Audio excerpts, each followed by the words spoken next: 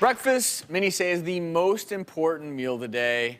But why do we skip it all the time? 1 in 5 Americans, or about 60 million people, do not eat or drink anything in the morning before 11 a.m. Millions more, they're eating breakfast, but they're not making the choices with the nutrients that your body needs. You know, and unfortunately, the frequency of skipping breakfast is increasing over the time, especially among children and teens who tend to skip breakfast more than other meals, the most common age being between 13 and 17 years old. And that's a big problem because if you skip breakfast, your body can't get all the nutrients it needs, like calcium, vitamin D, vitamin A, magnesium, phosphorus. Those things are really important because if you eat breakfast, it's so important for a growing child and teen, and you get better concentration, you'll get better problem-solving skills, and it basically gives you a great head start to the day.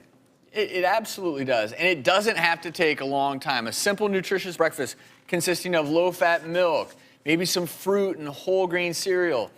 That's good for your body, it's good for your brain, it's quick. And did you know that even a cup of milk has just as much protein as an egg? So a classic combination of the milk in a whole grain cereal, you get calcium, vitamin D, potassium, fiber, and those are 4 nutrients likely missing in a lot of Americans' diets. For adults, eating a healthy breakfast, it's also an important strategy to achieve and also maintain a healthy weight.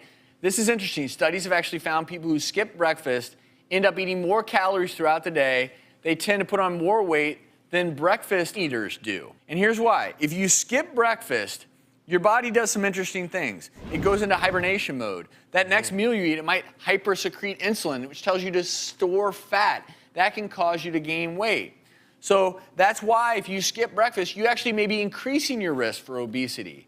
And when you eat breakfast, what do? You jumpstart your body's metabolism for the day. So your metabolism's revved up, it's ready to go, and you're less likely to overeat throughout the day and are more likely to be at your ideal body weight. Exactly. Plus, you know, breakfast can be a great time for the whole family to come together, bond, have some good family time. You know, for my family, breakfast time is probably more of a family time than even dinner time. You can kind of just talk about your day. And, you know, one quick and easy option my family loves, and my kids especially, is a smoothie you make in the blender. I keep it nice and simple for the kids. Their favorite fruit, some milk, and some ice. Zap it, and away you go. You got a great smoothie. It's got all the great nutrients that you're going to find in milk, calcium, vitamin D, that kind of stuff, those 9 essential nutrients, plus some good protein without all that added sugar that can be in some breakfast. You know, that way you stay full longer, and you're not going to get hungry for the junk later.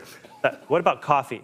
How many people think that a cup of coffee is going to do them enough for breakfast? It just doesn't. A lot of people, that's all they have for breakfast. It's just, you need more than Java to fuel your body. So what I like to do is maybe heat up a little milk in the microwave, pour it into my coffee, and voila, I've got a homemade latte. You get your protein, your calcium. It's a great way to start the day that way. You know, milk actually can add a lot to your breakfast time.